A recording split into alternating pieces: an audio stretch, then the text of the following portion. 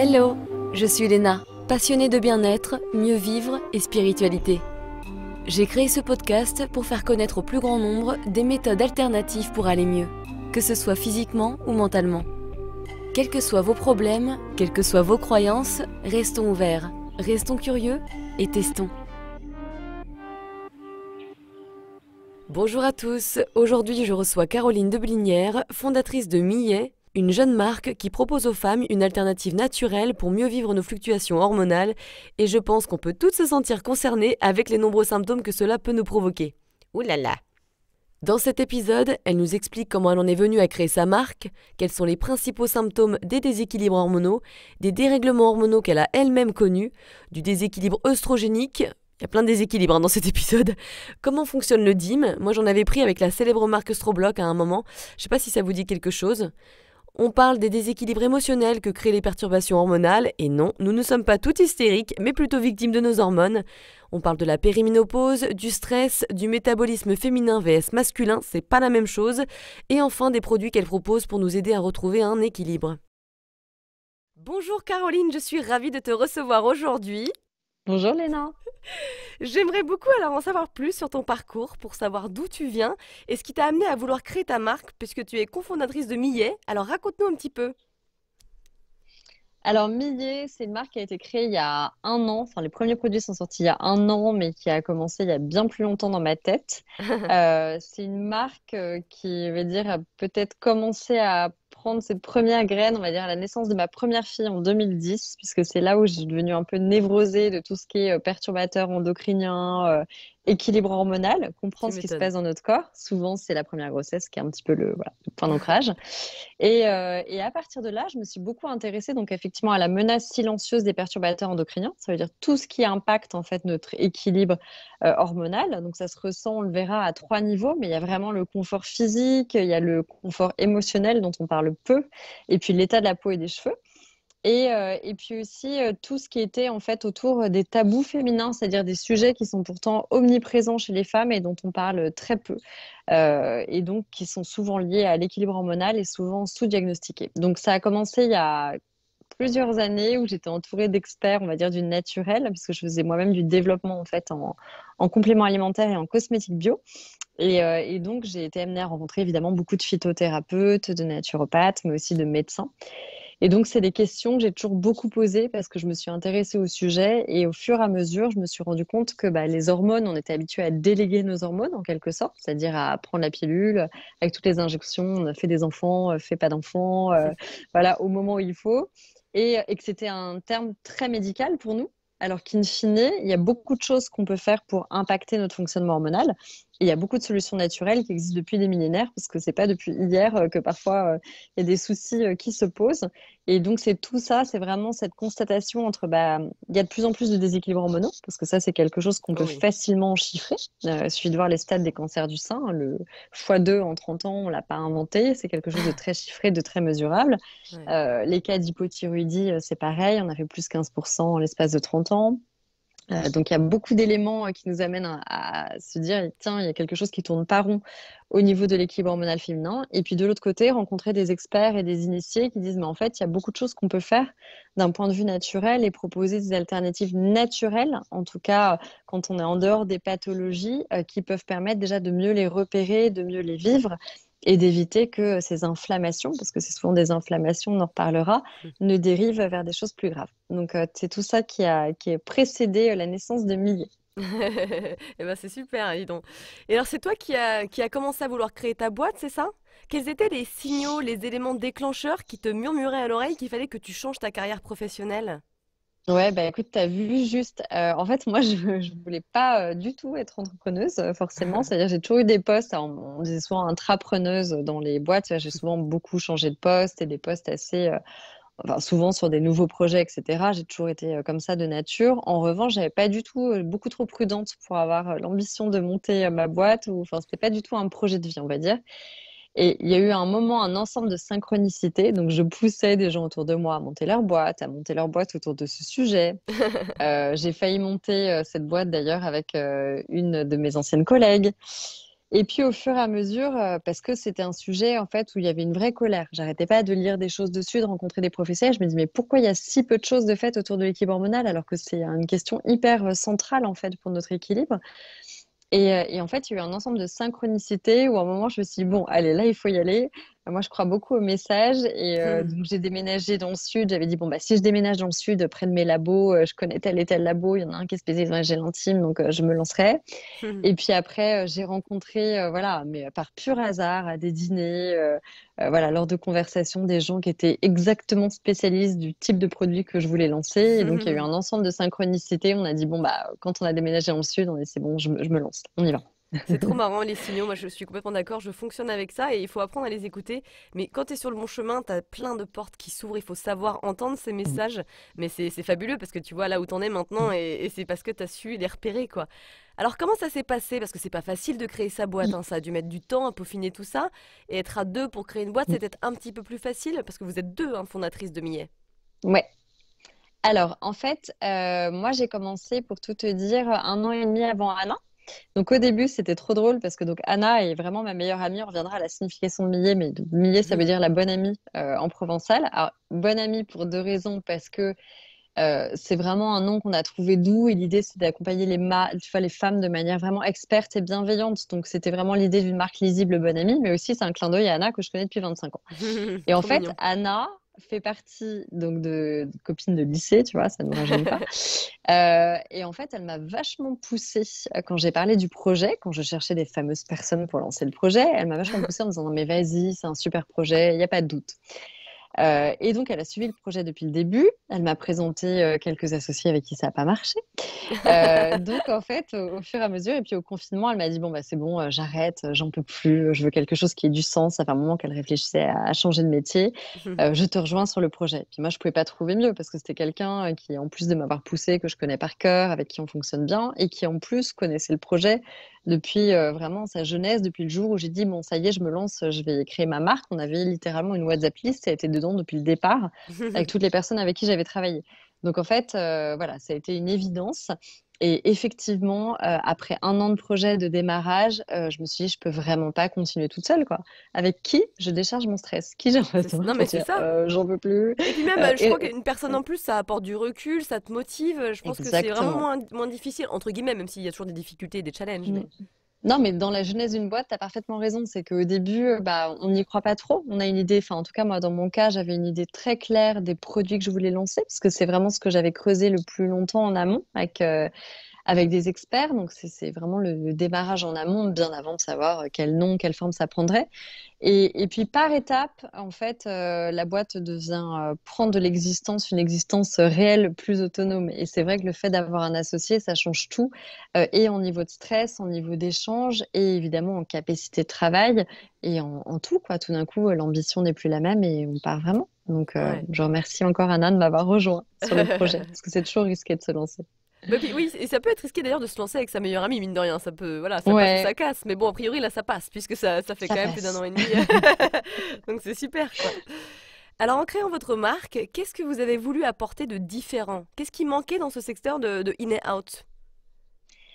Alors, tu vois, moi, c'était pas forcément une réflexion sur le in and out. Il se trouve que j'avais travaillé en développement de compléments alimentaires et de soins. Et que vraiment, enfin, je trouve que c'est la meilleure approche. C'est-à-dire qu'aujourd'hui, en tout cas, sur la peau et même le confort physique, il n'y a pas plus efficace, comme on dit, l'alimentation. C'est pareil, il ne faut pas faire n'importe quoi, il n'y a pas de pilule miracle, mais vraiment, il n'y a pas plus efficace que de grouper le complément alimentaire et la cosmétique.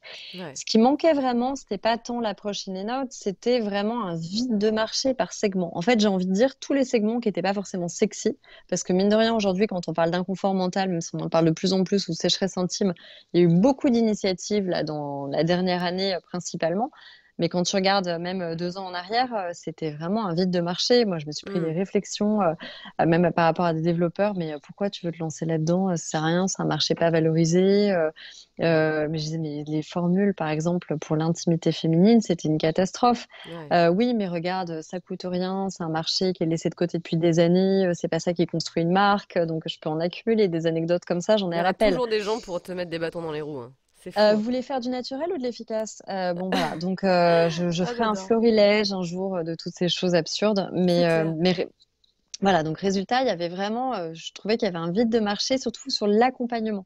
C'est-à-dire qu'en fait, on va regarder quelle est vraiment la forme que prennent les déséquilibres hormonaux, mais c'est un ensemble de symptômes en fait qui se cumulent. Donc ça peut être donc souvent mental et physique.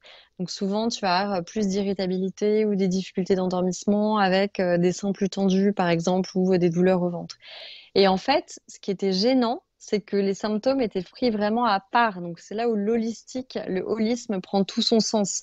L'endocrinologie, c'est ça qui m'a frappée par rapport à la gynécologie, c'est une science des symptômes. On va poser un questionnaire avec beaucoup de questions et l'observation des symptômes et de la réaction de la femme compte plus que les dosages. Deux femmes avec les mêmes taux d'hormones n'auront pas du tout les mêmes réactions. Donc, Hmm. c'est ce qui était intéressant, c'est qu'il y avait un vide de marché sur l'accompagnement autour de ces symptômes. Et tu vois, on avait pris un pari fort parce que les 3 premiers produits qu'on a lancés, c'était un produit pour les cheveux, la chute de cheveux, un produit pour la sécheresse intime et l'inconfort intime, et un produit pour l'équilibre mental. Donc, tu vas me dire, aucun rapport entre les 3 produits. Et c'était vraiment un pari, un test de marché en disant, OK, si les femmes en mettent au moins 2 sur 3 dans leur panier, c'est qu'on a vu juste et qu'il y a un vrai rapport et qu'il y a un vrai besoin par rapport à ça. Et il se trouve que notre première commande Ulule, qui a hyper bien marché, alors que vraiment on n'avait pas mis de moyens, on va dire, payants dessus, on a eu plus de 2 produits par commande. Donc là, on s'est Ouais, dit, OK, le marché est là. Et elle il y a ne une prenait pas demande. 2 fois le même produit. Elle Ouais. prenait équilibre mental et sécheresse intime ou sécheresse intime et chute de cheveux. Donc on s'est dit, OK, on a visé juste, on est vraiment dans les bons symptômes. Et donc vraiment, l'apport qu'on amène, j'ai l'impression, c'est que pour moi, c'est une innovation de bon sens. C'est-à-dire qu'on a parlé à ces femmes, on a vraiment creusé les symptômes. Par exemple, problème de sommeil, pour moi, ça veut rien dire. Ton problème de sommeil, c'est un problème à l'endormissement, c'est un problème de réveil nocturne. Tu te réveilles plus tôt le matin. C'est pas du tout la même chose. Et ça Ouais. se traite pas du tout de la même manière par rapport aux plantes. L'irritabilité, elle est cyclique, ça se manifeste par plus d'énervement, c'est plus de la tristesse, tu vois. Et c'est tous ces symptômes en fait qu'on a décortiqués. Et en fait, on a mis en face des experts et les experts avaient beaucoup de solutions en main, mais ne savaient pas forcément le traduire par rapport à ces femmes. Et les femmes en face étaient très, très claires sur leurs symptômes. Et donc, nous, on a vraiment voulu faire du bon sens, c'est-à-dire un petit peu récupérer le meilleur des deux mondes et se dire bah, qu'est-ce qui nous paraît le plus adapté. Tu vois, par exemple, les gels intimes, on avait tout ce qu'il fallait au niveau de bah, comment on peut à la fois renforcer la flore vaginale et en même temps équilibrer le pH, parce que souvent il y a des problèmes de pH, ces problèmes à ce moment-là du cycle et en même temps avoir la meilleure hydratation possible et en même temps que ça dure pour un côté lubrifiant, qu'on soit pas obligé de le mettre 30 secondes avant un rapport, parce que ça c'était un besoin des femmes, et que ça coule pas, tu vois. On Mm. était vraiment sur en fait, un sujet, voilà, que ça coule pas. Typiquement, c'est pas les experts qui vont te dire ça. C'est les femmes qui vont te dire, bah, en fait, nous, c'est embêtant quand on a des problèmes, par exemple, de confort sexuel, de dyspareunie, très fréquent pendant plein de troubles Bien sûr. par exemple, d'endométriose, mais aussi d'aménorrhée ou à plein d'étapes de la vie, après des traitements, des femmes sous chimio. Elles n'ont pas forcément de sécheresse intime installée. Donc, c'est pas la même chose. Mm. Et en marketing, on a tendance à hyper segmenter alors que les causes racines sont les mêmes. Donc, nous, l'idée, c'était vraiment de faire le produit de bon sens le plus complet parce qu'en fait, on n'a pas le temps de mettre 50 produits par jour non plus et Ouais. de dire, bah, ce produit, il faut qu'il soit à la fois hydratant, qui traite les dyspareunies, qui l'équilibre quand on a tendance à avoir des irritations, des démangeaisons, qui puisse jouer le rôle du lubrifiant et en même temps bah, qui coule pas parce que on n'a pas envie non plus de sentir une sensation désagréable dans sa culotte et qu'il y a des femmes qui ont moins de sécheresse intime et qui ont quand même besoin d'avoir un soin équilibrant. Donc c'est vraiment du bon sens. On avait l'impression de combler un vide de marché pour répondre à Mm. ta question. Ouais, non, non, c'est hyper intéressant, c'est super, hein. On sent la passion en plus derrière et les connaissances et les années de recherche, à mon avis, dedans. Mais justement, revenons à la base, on en a vite fait aborder. Mais quels sont les dérèglements hormonaux les plus fréquents? Comment on peut les reconnaître et sur lesquels vous proposez des solutions? Mm. Écoute, les plus fréquentes, tu vois, moi j'essaye d'être vraiment, vraiment, on va dire chiffrée dans ce que je donne. Je pense qu'on ne voit que la partie émergée de l'iceberg. Ça veut dire que, tu vois, l'endométriose, on commence à donner des chiffres, on commence à dire c'est à peu près 10% des femmes, en fait, quand tu parles avec des experts, ils te disent qu'ils pensent qu'il y en a plus de 30%, parce qu'on a beaucoup de mal à l'identifier, comme tu le sais. Le SOPK, on estime que c'est aussi 10% des femmes. Après, des déséquilibres à un moment de la vie la périménopause, on considère que ça c'est à peu près 70% des femmes et que ça dure de 7 à 15 ans. Donc moi, je me suis amusée à mettre bout à bout, on va dire, les stats les plus faibles. Et tu te dis, mais en fait, ça concerne 80% des femmes, quoi, et 95% des femmes à un moment de leur vie. Donc, les déséquilibres hormonaux, c'est très rare de passer complètement à travers. C'est-à-dire qu'il y a toujours un moment dans notre vie où on va être face à un déséquilibre hormonal parce qu'il peut y avoir l'action d'un traitement, un choc émotionnel. C'est extrêmement lié. Les hormones, Ah c'est pas oui. que les hormones sexuelles. Il y a les neurotransmetteurs. Le stress est un des perturbateurs endocriniens numéro un. Donc, en fait, une femme souffrira toujours à un moment ou à un autre de déséquilibre hormonal, même s'il n'est pas forcément chronique. Les principaux symptômes à repérer, c'est quand il y a des éléments cycliques. Alors, pas forcément tenir un tableau de bord, un petit carnet, mais au moins avoir conscience de ces cycles. Nous, c'est pas Hmm. un hasard si on a monté Millet à l'aube de nos 40 ans. Je pense qu'on a mis 40 ans à comprendre notre fonctionnement cyclique. Et en fait, on est en train de redécouvrir, tu vois, même à l'aune de la médecine actuelle, on est en train de redécouvrir énormément de choses autour de la différence du métabolisme homme-femme. C'est-à-dire qu'on a toujours considéré que c'était les mêmes. Or, les hormones ont un énorme impact sur le métabolisme féminin, la manière dont on métabolise les médicaments et tout ça. Donc, il y a tout un pan de santé féminine qui va être redécouvert, vraiment réinvestigué à l'aune de ces résultats. Mais surtout, en fait, c'est quand on cumule différentes choses. Alors, souvent, les symptômes qu'on a le plus entendus, c'est je me sens pas moi-même. Et ça peut prendre plein de formes différentes. Ça peut être ne pas se reconnaître d'un point de vue physique, ça peut ne pas être reconnaître son odeur, des choses dont on parle très peu, des odeurs qui changent. Ça peut ne pas se reconnaître parce qu'on a tout d'un coup, on a un état de tristesse émotionnelle, de perte de confiance en soi, d'hypersensibilité qui n'est pas notre état habituel. Hmm. Ça peut être vraiment physique, donc impacter le sommeil. Ça peut être très digestif. La sphère digestive est très liée aussi. C'est des grandes choses systémiques. En fait, le microbiote, les hormones, c'est vraiment ce qui régule le corps et les émotions. Je Donc, coche cette case. typiquement, il y a beaucoup de femmes. Bah ouais, et tu C'est vois, il y a bon. tellement de femmes, par exemple, qui nous ont dit, et on se reconnaît ensuite, tu vois, Hmm. transit qui devient en gros moins facile, un peu de constipation avant les règles, et puis après, paf, le transit qui s'accélère au moment où tu as les règles, ça c'est très lié aux prostaglandines aussi, mais ça veut dire qu'il y a quelque chose à réguler. Les ballonnements, la rétention d'eau, le fait d'avoir le ventre et les seins un peu congestionnés, les seins tendus et lourds, enfin voilà, il y a un ensemble de symptômes qui fait dire que, surtout quand c'est cyclique, ça veut dire que ça a tendance à revenir, que c'est d'origine hormonale. Et ça, c'est vraiment quelque chose, euh, le côté cyclique qui est extrêmement important parce que voilà, un mal de sein cyclique, ce n'est pas du tout une pathologie forcément lourde, mais par contre, c'est qu'il y a un déséquilibre et que le corps envoie un message. Et il faut vraiment, s'il vous plaît, croire dans l'intelligence du corps. Une émotion, une douleur, c'est un message que le corps nous envoie pour nous indiquer qu'il y a quelque chose à faire. Et il y a un truc très intéressant quand on regarde toutes les études autour du syndrome prémenstruel, qui sont malheureusement trop peu nombreuses aujourd'hui, mais c'est que le syndrome prémenstruel, en fait, ça serait une sorte de régulation de la toxémie de l'organisme. Ça veut dire qu'en fait, tous les mois, le fait d'avoir une ovulation, quand elle n'est pas bloquée, c'est aussi quelque chose de très important pour voilà, réguler l'organisme. On est en train de redécouvrir certaines vertus de l'ovulation qu'on n'avait pas voilà, découvert ou investigué avant. Et donc, ça révèle un petit peu l'état de l'inflammation de l'organisme. Donc, dès qu'on a trop de douleur, trop d'inconfort physique ou mental, c'est révélateur du fait qu'il y a quelque chose qui ne se fait pas bien, voilà, au moment du cycle. Et donc, aider le corps à donner un coup de pouce pour mieux réguler, parce qu'on n'a pas à subir ça tous les mois. Ça fait beaucoup, quoi. Ouais, ouais, complètement. Et c'est vrai que je me retrouve un peu là-dedans parce que moi, ça allait très bien depuis quelques temps. Et depuis Mm. août, j'ai un jour, où quand j'ai mes règles, j'ai des énormes douleurs. Des grosses Ouais. contractions, des crampes, je ne sais pas, enfin ce genre de symptômes. Ça part, etc. Et c'est depuis août, tu vois. Donc là, justement, vu que ça devient cyclique, bah, je suis en train d'essayer de contacter des personnes pour faire un petit point, pour voir. Voilà, j'écoute le message de mon corps, Ouais, justement. bien, tu as bien raison. Et t'as rien changé de particulier depuis août dans Non, ta routine. non, non, non, non. Rien du tout. Donc tu vois, c'est Après, il y a... intéressant. ouais. Après Mm. quoi, pardon? Non, non, mais il faut toujours faire des changements.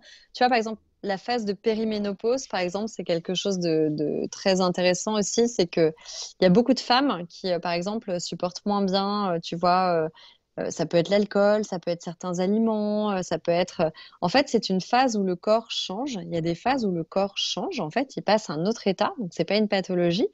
C'est juste ces phases un petit peu de tempête hormonale. Donc, tu vois, si je te résume, tu as vraiment t'as l'entrée dans la puberté, qui est la première phase voilà, de rentrer dans ces tempêtes hormonales. Après, tu peux en avoir plusieurs. La grossesse en fait partie, évidemment, le postpartum. Et en fait, tu peux avoir plusieurs phases comme ça qui sont des petites phases de tempête hormonale où tu passes à un autre état. Et donc, il y a des choses que tu vas moins bien métaboliser ou parce que, comme tes niveaux d'hormones vont changer ou fluctuer, Il y a des choses que tu supportais très bien avant que tu vas moins bien supporter. Donc, c'est des phases où, en fait, il faut vraiment apprendre à comprendre notre biochimie et apprendre aussi, ça peut être très intéressant, tu vois, dans ton cas et dans le cas de nombreuses femmes, de faire une petite prise de sang pour dire, bah, tiens, est-ce que j'ai quand même un profil biochimique où j'ai tendance à manquer de telle ou telle vitamine, de tel ou tel minéraux? Généralement, on a un profil qu'on a un peu quasiment toute notre vie, en tout cas sur de longues périodes. On va avoir tendance à manquer de fer ou pas, de magnésium ou Oh pas, oui. de certaines vitamines. Voilà. Et en fait, c'est très important parce que moi, quand je vois des choses, notamment les minéraux, ça se prend pas trop de manière anodine.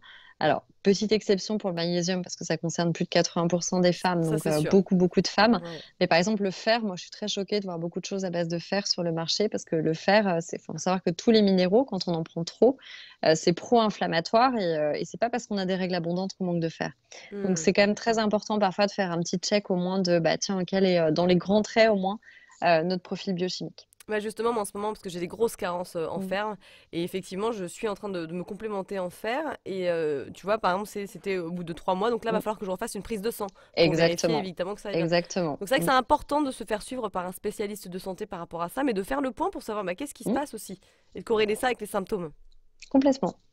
Et tu vois, après, il y a aussi autre chose dans l'équilibre hormonal qui est hyper important. Nous, on a fait très attention à ça dans la marque. C'est qu'en fait, il y a beaucoup de choses qui mettent des années, tu as une espèce d'errance diagnostique autour de ces symptômes. Tu vois, Ouais, l'endométriose, on commence à le dire, on dit entre 7 et 10 ans. Le SOPK, c'est quasiment la même chose. La périménopause, si nous, on a découvert à l'aube de nos 40 ans, en ayant le nez dedans, que c'était 7 à 15 ans avant, alors que tout le monde pense que c'est c'est ça. pendant un an ou une C'est année fou, avant. hein. Ouais. Voilà, alors qu'on est les premières concernées, on se dit qu'on ne doit pas être les seuls. Et résultat, en fait, partant de ce principe, c'est hyper important de proposer aussi en naturel, en tout cas, les ingrédients qui ont le moins de contre-indications. J'insiste là-dessus parce que c'est compliqué. Et typiquement, bah, des choses avec des phytohormones, tu parlais du marché, il y avait aussi une lisibilité qui n'est pas très claire. Un coup, tu as avec phytohormones, sans phytohormones. Alors Hmm. certes, les phytohormones, ça va très bien convenir à certaines femmes. Ça veut dire que parfois, ça va être capable de moduler à la hausse comme à la baisse certaines choses. Donc c'est parfait pour des femmes qui les métabolisent bien. Ce serait très lié au microbiote. Mais tu vois, en Europe, on estime que tu as 70% des femmes qui métabolisent pas bien les phytohormones. Donc Ouais. potentiellement, dans le cas d'une endométriose non diagnostiquée, bah, si tes phytohormones jouent dans le mauvais sens et qu'elles peuvent booster un peu les oestrogènes, bah, c'est potentiellement négatif. C'est-à-dire que tu vas Ouais. booster la prolifération de l'endomètre aussi. Donc il faut vraiment prendre des pincettes et se dire aussi, on est quand même sur une catégorie fragile, que ce soit du postpartum, aux phytohormones, aux femmes qui sortent de cancer.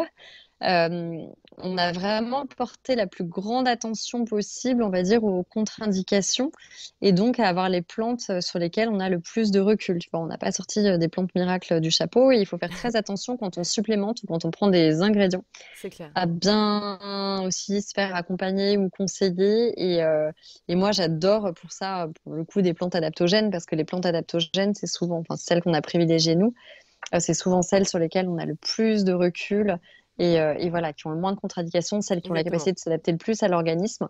Les vitamines, attention aux choses où il y a 40 plantes dedans, parce que attention aux effets antagonistes des plantes, dont on parle trop peu. La Surtout si tu micronutrition, c'est mélanges pas. plein de compléments ou plein de choses. Ouais, alors ça, ne pas le faire, carrément. Désolée, mais voilà, on en a plusieurs aussi. Bah, sinon, vous comprendrez pas quelles plantes vous conviennent, tout Hmm. simplement par bon sens. Non seulement il peut y avoir des actions antagonistes, donc on n'a pas intérêt à les multiplier, mais en plus, pour savoir si vous êtes plutôt oméga 3 probiotiques voilà, dans vos carences et c'est plutôt ça qui vous convient ou c'est plutôt certaines plantes et pas d'autres, et ben, c'est que en les prenant une à une que vous verrez un petit peu les effets. Donc, on peut cumuler des plantes avec des vitamines et des minéraux, par exemple, mais quand on prend des plantes, généralement, il ne faut pas en prendre trop à la fois. Il faut Ouais. vraiment prendre des plantes qui ont des actions synergiques. C'est vraiment pas une addition, la micronutrition, c'est beaucoup plus compliqué que ça. Ouais. Et alors toi, est-ce que tu as connu des déséquilibres hormonaux personnellement? Jamais. Non, non, jamais. Non, je plaisante. Pas du blé, oui, bien sûr. Bien sûr, en plus, j'ai mis du temps à me rendre compte. Enfin, je me suis quand même retrouvée, Mais je pense que c'est souvent notamment. comme ça, hein.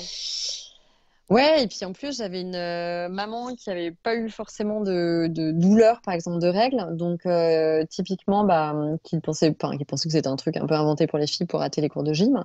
Et moi, je me suis retrouvée, par exemple, une fois avec une infection rénale, donc à l'hôpital, et en pensant que c'était des douleurs de règles, en me disant, bah oui, c'est le petit moment où c'est pas très agréable. Oh Et là. si tu veux, jusqu'à ce que, bon, quand il y a la fièvre et les claquements de dents, et que 40 ans, je dis, non, c'est peut-être pas ça, d'habitude, ça fait pas ça On quand va même. peut-être aller voir quand même. Voilà, hein, la fièvre, fièvre, je le rappelle, hein, c'est une infection, c'est un signe d'infection. Mais voilà, moi, il m'est arrivé d'avoir, alors pas de manière lourde parce que j'ai pas souffert d'endométriose, mais j'avais des moments où j'avais vraiment des grosses, grosses douleurs qui pouvaient m'empêcher pendant un quart d'heure de me lever ou tout d'un coup je devenais livide, enfin très marquée. Mais surtout, moi, le plus marqué, c'était les moments de tristesse ou d'hypersensibilité, quoi. Il n'y a plus d'essence dans ma voiture, je me mets à pleurer, je regarde le journal, je suis en larmes, enfin, la catastrophe. Il y a quelques jours où, la veille de mes règles, tout allait mal, quoi. Un espèce de prisme noir très, très fort. Ouais, ouais. Et puis le lendemain, d'être soulagée en disant, ah, c'était les règles, quoi. Et alléluia, c'est juste, c'est pas moi qui suis en train de devenir complètement Exactement. dépressive. Et donc ça, c'est très perturbant parce qu'on peut se retrouver avec des soirées entre amis, j'ai des souvenirs très précis, où quand je sais qu'on se reconnaît pas, c'est tout d'un coup, on comprend pas pourquoi l'environnement paraît hostile et on se sent si Mm. mal, alors que tout va bien et qu'on est au milieu de personnes bienveillantes et de nos proches. Donc oui, et quand ça touche à l'équilibre mental, c'est encore plus difficile parce qu'on a du mal à se l'avouer. En fait, c'est tellement diffus et c'est tellement difficile de mettre des mots dessus qu'on sait toujours pas ce qui relève, voilà, d'un stress particulier, d'un moment de vie ou vraiment de ça. Et quand j'ai vu que c'était très marqué d'un point de vue cyclique, que les insomnies ou l'inconfort mental revenaient au même moment, mais j'ai mis des années à faire le lien, mais oui, je l'ai vécu dans ma chair. Ouais, ouais, et puis c'est ça, c'est intéressant ce que tu racontes par rapport à la soirée, parce que quand tu as des crises d'anxiété, ou en tout cas de l'anxiété Mm, généralisée, c'est le même mm, genre de symptômes. Tu te dis, mais tout va bien, mais pourtant je vais tellement mal, et tu te reconnais pas, et mm. c'est vraiment impressionnant, hein. Ça peut être Et vraiment difficile. puis j'insiste sur ce point, ça veut dire que notre but, on va pas mentir, on n'est pas du tout dans gommer les émotions. Ça veut dire que tu vois le côté un peu antidépresseur, bam, je vais saturer tous les récepteurs et puis tu vas être un peu apathique et tu vas pas vraiment être toi-même et tout ça. Euh, Quand on s'adresse avec des plantes et du naturel, et c'est ça que j'aime beaucoup, l'idée, c'est pas de gommer une émotion. Une émotion est toujours là pour passer un message, elle sera toujours là. Mais l'idée, c'est de mieux la vivre. C'est comme le stress. Le stress, on va pas devenir du jour au lendemain, on va pas ne plus avoir de stress, on va pas gommer nos émotions. C'est juste qu'on va arriver à avoir un petit peu plus de recul pour mieux les gérer et mieux les Mm. digérer et avoir plus de de lucidité et de recul par rapport à ça. Et c'est ça où tout l'intérêt des traitements alternatifs, c'est que souvent ce qui me gêne dans les traitements plus correctifs et plus lourds, c'est qu'en fait, au lieu de s'attaquer aux causes racines, de donner un coup de pouce, de comprendre, de ressentir l'effet, où on va mieux, tiens, j'arrive mieux à gérer ça, on va aller vers des choses très lourdes qui en fait ne vont pas du tout traiter les causes racines C'est et ça. qui vont donner des effets un peu trop forts, quoi, et ce qui est très intéressant, c'est qu'il y a même plein de plantes, enfin, dans des prochains produits qu'on va sortir, qu'on peut pas prendre. Une des seules contre-indications, c'est qu'on peut pas la prendre avec des antidépresseurs parce que ça va cibler les mêmes récepteurs, mais de Ouais. manière beaucoup plus douce et beaucoup plus adaptable. Donc c'est ça qui est intéressant, c'est que je trouve que c'est juste et c'est donner un coup de pouce pour aider les femmes à mieux vivre un état de la meilleure manière possible et comprendre qu'en fait, on peut y arriver toute seule. Ouais, c'est ça. Devenir actrice. Et je trouve que même la philosophie derrière de se dire, bah, tiens, c'est moi-même qui gère et qui comprend ce qui me va ou pas, bah, c'est un cadeau pour la vie parce que ça prend peut-être un petit peu de temps, toujours d'aller vers ces démarches. Mais après, quand on comprend quel ingrédient nous va ou pas, pourquoi j'ai besoin d'un peu plus de ça avant mes cycles et comment ça me fait du bien et de ressentir cet état, on comprend qu'on peut être à nouveau un petit peu plus actrice de notre bien-être et ça change tout. Bah ouais, se sentir responsable en plus, c'est Mm, gratifiant. Mais on est une génération, hein, complètement. je pense, de plus en plus de personnes, elles vont vers ce genre de Bah réflexion. attends, on est passé par l'étude de marché, on a été soufflé, on l'a fait parce qu'il faut faire une étude de marché, et voilà, même si on avait bien l'intuition. Et en fait, tu vois, donc traitement de la ménopause, on le savait, il y a une étude qui est parue sur les risques du traitement de la ménopause. Donc on est passé de plus de 90% des femmes qui l'ont pris quand il n'y avait pas d'étude, que ça venait de sortir, voilà, dans les années 80, il y avait 90% des femmes qui étaient systématiquement prescrites avec ce Oh là traitement. là. Et aujourd'hui, il y en a moins de 10%. Moins de 10%, donc tu vois la différence. Et les Ouais. femmes en âge de procréer qui sont sous traitement contraceptif hormonal, devine à combien on est aujourd'hui? Je sais pas, mais je pense que ça réduit drastiquement. Je sais pas, 30%? Moins de 30, ouais, bah, moins de Ah! 35%. Ah ouais, Et tu alors que vois, et même il y a c'est 10 ans, énorme. c'était. Bah, la preuve, moi je l'ai pris Bah, pendant 13 ans, la ouais. pilule, hein, mais bon. Il y a 20 ans, c'était plus de 70%. Ouais. Donc, on a quand même, alors, moi, j'ai pas du tout des discours anti-contraceptifs hormonaux. Je trouve juste que ça a manqué un petit peu d'accompagnement, qu'il y a eu des prescriptions trop systématiques, que malheureusement, bah, ça soigne pas beaucoup de causes racines. On est en train de C'est ça. découvrir les bienfaits de l'ovulation. Donc, tu vois, le fait de bloquer systématiquement l'ovulation, bah, on se rend compte que, en gros, tu as une période, tu vois, bien dedans, toi. C'est-à-dire que 10-15 ans, on dit que généralement la balance bénéfice-risque est bonne et qu'il n'y a pas de problème. Et c'est comme un super outil de libération de la femme, hein. Moi aussi, j'ai pris la pilule et des contraceptifs hormonaux et alléluia. Mm. Mais on est en train de se rendre compte que voilà, parfois on le prescrivait trop tôt. Par exemple, prescrire trop tôt la pilule pour des problèmes d'acné ou de confort avant même que les cycles soient installés, bah, c'est pas forcément une bonne idée. Ouais. Que pris trop longtemps de suite d'affilée, c'est pas forcément bon. Et il y a un moment, les femmes ont tout simplement envie d'écouter leur cycle et de voilà de comprendre comment elles fonctionnent un petit peu sans ça. Ah, mais c'est Donc fou, ouais. Ouais. La voilà, différence que tu as quand tu prends une pilule et que tu la prends plus, c'est t'as plus du tout les mêmes sensations. T'as l'impression de te plus du reconnecter tout. avec ton corps, hein, ça prend du temps, mais c'est vrai que moi, je l'ai eu Ouais. vers 15 ans parce que j'avais de l'acné et Mm, je l'ai eu jusqu'à 30 ans mm, ou je sais plus quel âge. mm, Donc mm, c'est énorme. Et en plus, ça ne marchait pas vraiment bien, mais les dermatologues, mm. ils ne cherchaient pas, enfin ceux que j'ai eu en tout cas, ne cherchaient pas à Ah, comprendre. ouais. Ils me Mm, mettaient systématiquement et moi, on m'avait pas appris. Tu vois, mm, c'est ensuite que j'ai décidé d'arrêter pour retrouver un cycle naturel quand je me suis mise dans le côté holistique, tu vois. Et c'est vrai, comme tu dis, c'est dommage parce qu'il n'y a pas mm. eu cette réflexion-là dans les années précédentes, mais ça va venir.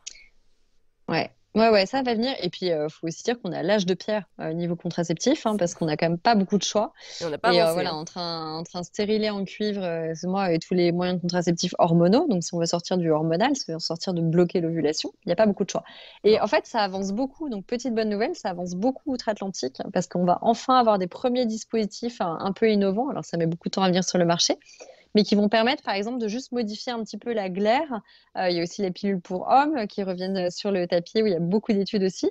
Mais tu vois, de modifier un petit peu la glaire cervicale pour qu'en fait, on puisse pas, que les spermatozoïdes Ça ne s'accroche puissent pas? pas progresser exactement, sans qu'il y ait d'hormones dedans. Donc, il y a des nouvelles pistes intéressantes, mais on a été à l'âge de pierre pendant des années parce que Ah, le mais c'est choix fou. entre stérilet au cuivre ou contraceptif hormonal, il n'est pas normal. Ah ouais, ouais, non, non, c'est clair. Ouais, ouais. Ah, c'est intéressant ce que tu dis, je ne savais pas, donc c'est bien si ça avance un petit peu. En tout cas, Ça moi, ça y est, moi, avance. c'est Je te over. Moi, j'ai garantis fait que ma ça dose. avance. Et alors, donc en parlant de ce truc-là, vous aidez aussi sur la dominance oestrogénique, hein, et plein de femmes en souffrent sans le savoir. Ça se caractérise comment et pourquoi on peut en souffrir? C'est quoi les facteurs?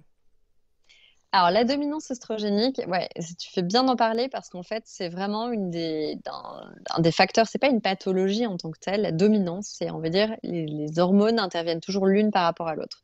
Dominance oestrogénique, ça veut dire globalement, le corps a trop d'œstrogène par rapport à la progestérone.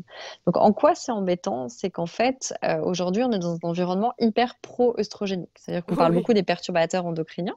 Donc, tout ce qui est contenu dans les plastiques, des meubles en mélaminé, les colles, le PVC, enfin des éléments qui nous entourent, quand on réchauffe le plastique au micro-ondes, pour citer que ça, les produits ménagers, etc. Et en fait, ces microplastiques sont en grande partie des xénostrogènes. C'est-à-dire qu'en fait, ils vont cibler, imiter ou voilà, vraiment être proches des récepteurs des œstrogènes. Et résultat, ce qui pose problème, c'est que on est un petit peu saturé d'œstrogènes aujourd'hui. En plus, il y a le stress, pour dire le stress chronique, un des grands causes en fait de stress chronique qui va, quand on est trop de stress, on va épuiser nos glandes surrénales qui produisent ce cortisol. Et en fait, le seul moyen qu'a l'organisme qui peut pas vivre sans cortisol de continuer à produire du cortisol, c'est de dégrader la progestérone en fait en Hmm. cortisol. Donc en fait, on va encore diminuer le niveau de progestérone par rapport aux oestrogènes. Donc, gros Ce qui déséquilibre fait entre qu'en l'oestrogène et le fait, progestérone. voilà. Et si je résume de manière hyper caricaturale, même si c'est pas très subtil, c'est que les oestrogènes, c'est l'hormone qui va avoir tendance à stimuler et la progestérone à calmer. Donc c'est pour ça qu'on va couper tout de suite les oestrogènes, par exemple en cas de cancer ou de pathologie, parce que ça va avoir tendance à surstimuler les cellules. Pareil en cas d'endométriose, c'est ce qui va surstimuler la prolifération de l'endomètre. Et en fait, il y a beaucoup de pathologies, on voit même en endométriose, en SOPK, etc., où il y a aussi un phénomène de dominance oestrogénique. Ça veut dire que Hmm. même le SOPK, où en fait on va avoir tendance souvent à avoir trop d'androgènes dans le corps, donc trop de testostérone, ce qui va créer une hyperpilosité, la chute des cheveux, etc. Et ben en même temps, on cumule de la dominance oestrogénique. Donc moi, Ouh. j'attire beaucoup l'attention là-dessus, parce que je dis, c'est hyper important de justement faire attention à quelques symptômes, donc un excès de nervosité, d'irritabilité, du mal à trouver le sommeil la veille de ses règles, le fait d'avoir les seins tendus. Ça, c'est des symptômes très très caractéristiques de la dominance oestrogénique. Quand on les cumule, la rétention d'eau aussi dans les tissus, les fringales qu'on peut avoir avant les règles. Ça, c'est vraiment des signes cumulés. Encore une fois, c'est pas un signe isolé, c'est des signes cumulés qui sont très évocateurs de dominance œstrogénique. Donc c'est vrai que nous, on fait très attention à ne pas avoir de pro-œstrogénique, de ne pas avoir de phytohormones. Et aussi, on a même un élixir détox qui est intéressant parce qu'il va vraiment traiter en fait le fait d'avoir trop d'œstrogène. En fait, l'idée, c'est de donner un coup de pouce à l'organisme, de dire bah, si on est dans un contexte hyper pro-œstrogénique et qu'on a trop d'œstrogène, aidons le corps à mieux réguler les hormones et à mieux l'éliminer naturellement. Et donc, dans ce contexte, c'est toujours cette même histoire de gérer l'inflammation. Quand tu as un déséquilibre dans la symphonie hormonale, comment tu aides à gérer l'inflammation? Bah, tu vas corriger l'élément perturbateur qui est un petit peu en trop. Donc, on est vraiment dans cette logique de soutenir le foie, qui est l'organe central de régulation des hormones, avoir beaucoup d'antioxydants. Donc, ça est pareil dans l'alimentation, des anti-inflammatoires, des antioxydants pour diminuer le niveau d'inflammation. Et puis voilà, donner un petit coup de pouce à l'organisme pour qu'il aide à mieux réguler tout ça. Et parlons du DIM, Mmh. parce que j'ai vu qu'il y a du DIM dans un de ces produits, enfin dans un de vos Oui. produits, pardon. Et c'est super intéressant parce qu'il y a quelques années, je devais le commander moi aux US, ça s'appelait Ostroblock, je sais pas si tu connaissais. Alors c'est Ouais, quoi le ouais, tout à DIM? fait. Alors le DIM, donc le petit nom scientifique, c'est du diindolylméthane de brocoli. Et en fait, le diindolylméthane, si tu veux, c'est un précurseur de glucoraphanine. Et le glucoraphanine, en fait, c'est la seule enzyme qui va permettre de dégrader des œstrogènes, donc de haut grade en bas grade, pour qu'ils puissent être éliminés par le foie. Donc ça, c'est la petite parenthèse. Mais en gros, c'est vraiment l'aliment sur lequel il y a le plus d'études, qui vient des crucifères. Donc c'est en gros le chou, le brocoli, etc. Mais c'est vraiment l'actif clé qui va permettre de mieux éliminer en fait les œstrogènes spécifiquement. Et c'est ça qui est intéressant parce que tu vois, souvent on a tendance encore à voir les choses de manière trop schématique. Je sais pas si tu as vu, mais autour de l'acné hormonal, par exemple, on dit beaucoup de choses en disant bah, finalement, quand tu es dans la phase où tu as beaucoup d'œstrogènes, c'est bon pour l'organisme, tu as une plus belle peau, la peau est plus élastique, il y a moins d'acné. Et puis la phase où les œstrogènes baissent, où il y a plus de progestérone, donc avant les règles, c'est le moment où l'acné ressort, etc. Ok, c'est vrai sur des principes mécaniques, mais en fait, quand tu as trop d'oestrogènes circulant dans le corps, tu as trop d'inflammation. Donc Mm. en fait, ça va entretenir cette inflammation. Donc ça va entretenir notamment les problèmes de peau. Donc tu vois, nous, c'est complètement atypique de se dire, bah, sur notre élixir détox, on se positionne en mettant du dîme de brocoli et puis plein de plantes qui vont stimuler les émonctoires. Parce qu'en fait, nous, notre parti pris, c'est que vu qu'on est à peu près tout en dominance œstrogénique, on a plutôt intérêt à éliminer les œstrogènes pour aider le corps à retrouver un état d'équilibre, ce qui va permettre d'avoir moins d'inflammation. Et qui dit moins d'inflammation, dit moins aussi d'acné hormonal, puisque Ouais, l'organisme a moins de choses à à réguler. lutter. Mm. Donc, tu es dans un positionnement un petit peu différent. Mais effectivement, quand on voyait avec des gynécologues et voilà, même des endocrinos, ils ont tendance à dire, attention, on a tous un petit peu trop d'œstrogènes. Et il y a même des femmes ménopausées, parce qu'on sécrète encore des œstrogènes quand on est ménopausé, qui ont tendance à être parfois en dominance œstrogénique. Il faut savoir que, voilà, en général, on est tous dans des environnements tellement pro-œstrogéniques que les cancers du sein augmentent même chez l'homme. On le sait peu, mais il y a Mm. 1% des hommes qui ont des cancers du sein. Donc tu vois, tu as des choses un petit peu factuelles comme ça qui te donnent une idée du contexte. Mais Mm. comme tout ça est très récent, on parle vraiment d'épigénétique quand tu parles de l'environnement, c'est des choses dont on parle encore assez peu de manière claire aux femmes. La suite la semaine prochaine?